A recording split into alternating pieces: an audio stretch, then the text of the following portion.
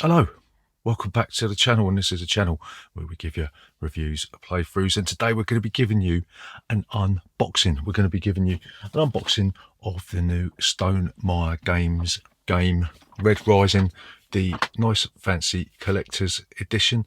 And in this game you will be, I don't know what you're going to be doing because we've only just got it, so we're going to be unboxing it, having a look at the components, and then we'll come back and we'll tell you what our initial impressions are of the components, not of the rules or anything, because we haven't read the rule book, we haven't played the game. So remember, if you're new in, then please consider subscribing to the channel.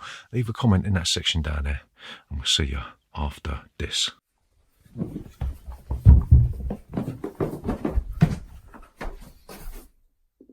Bollocks! Okay, so today we are going to be looking at Red Rising.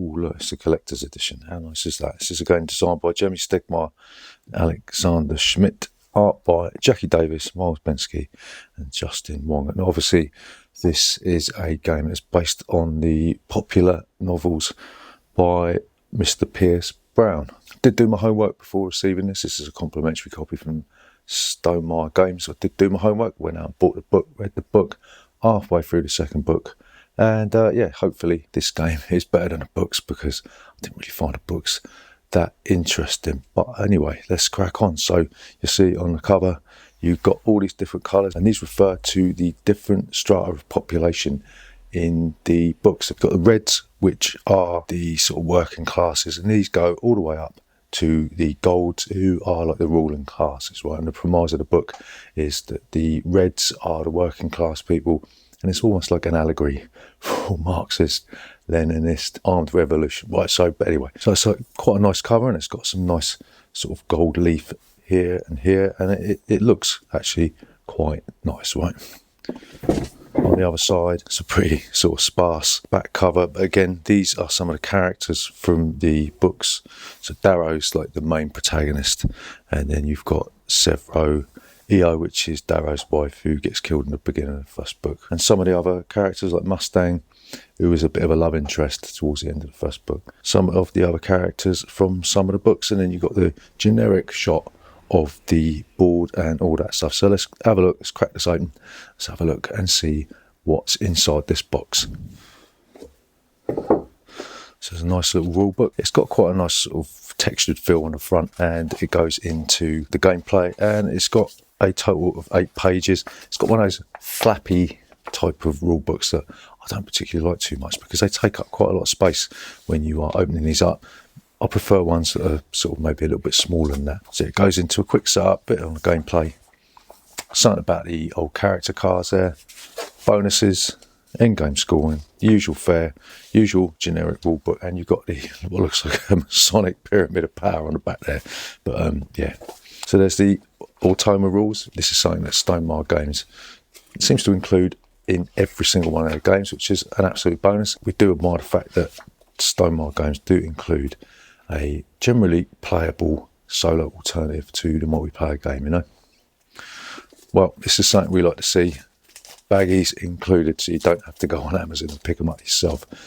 Brilliant. So you go some of the cards from the houses. In the first book, House Mars, which is Darrow's house, they go to war with a lot of the other houses, and there's like a sort of a Hunger Games-esque sort of battle for supremacy in this Martian landscape. So you've got the 6 main houses that are detailed in the book. I'm assuming, just by looking at it, that each one of these has got a special ability, and these sort of remind us of those cards that you get in Twilight Imperium when you're going to be choosing them, you know. So you've got a very small main board. Obviously you've got the 4 locations there, and you'll be putting some cards on here, and a fleet track as well. I'm not really sure what that means, because it wasn't until the second book that you actually saw this sort of thing occur. You've got a nice separator that separates the wheat from the chaff, right? A score pad. Don't like score pads, but what other alternative must there have been, right? Here's a die, custom die. So obviously we haven't played the game, so we don't know what these mean, but obviously some random element to this game, right? So different cards, different colours. Cards are a little bit flimsy. The card stock's really flimsy. It's got a nice textured feel there. So each of these cards is divided up into different segments. So obviously I think this must mean victory points. You got their status up here, and then again there's some special abilities down the bottom, right? So have a look through some of these cards. Uncle Narrow, he's a sort of an informer in the original book. And some cheat sheets and what's that? I don't know what they are. Must be something to do with the Automa, right? Yeah, there's a second deck of cards. These are golds. These are like the sort of Friedrich Nietzsche would usually call the Overman or the Übermensch, right? But yeah, so they got a nice little bit of gold leaf on there, which is nice, good quality. Again, the card stock's a little bit flimsy, but yeah, some really nice artwork, isn't it? Really looks quite nice. Go through some of the reds.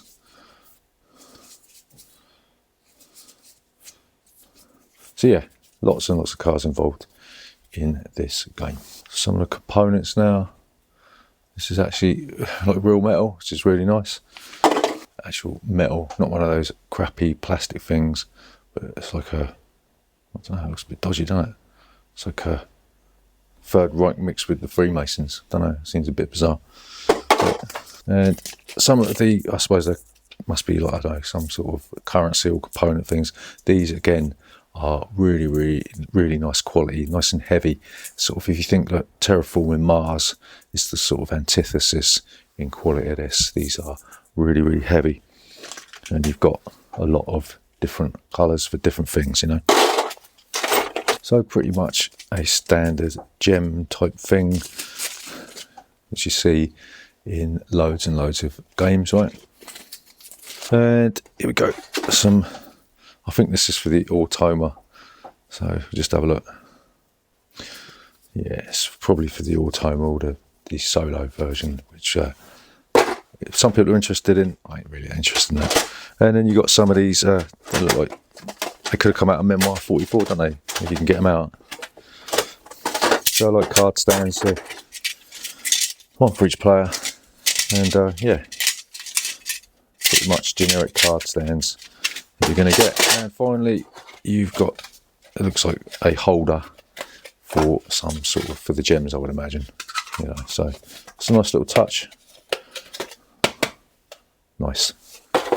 Yeah, so finally, you got a really nice insert again, which is sort of standard fare for Stonemaier Games. You know, the only thing that bothers me about these sort of things is that when expansions are made, you ain't going to be able to fit them in. So like with Tapestry, for instance, we had to toss the insert out and just have it loose in the box. But I mean, who knows? It might actually fit. So yeah, a nice insert for the core set. So there you go. That was the unboxing of the Red Rising Collector's Edition. I think you'll agree with me that components are absolutely top notch, especially the cubes. I mean, like we said in the unboxing, you look at the components out of Terraforming Mars and you can compare and contrast them to this.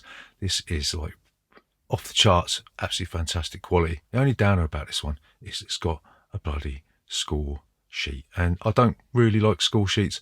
It'd probably be better if there was some other way of doing it, but it would have been better maybe if there'd been some sort of score tracker or something like that, so you can keep tabs of the victory points as you go along. But that might be something to do with the actual game. And traditionally for me, score sheets tend to take the wind out of the sails of the game. You know, you finish the game and then you've got to go through that drudgery of doing score sheets. But anyway, we're going to reserve judgment for that when we've actually played the game. Initial impressions, it is again a really good quality production from Stonemaier Games, and that's something that we have become accustomed to these days, and I'm so glad it hasn't disappointed us in that respect. So remember, if you're new here, then please consider subscribing to this channel.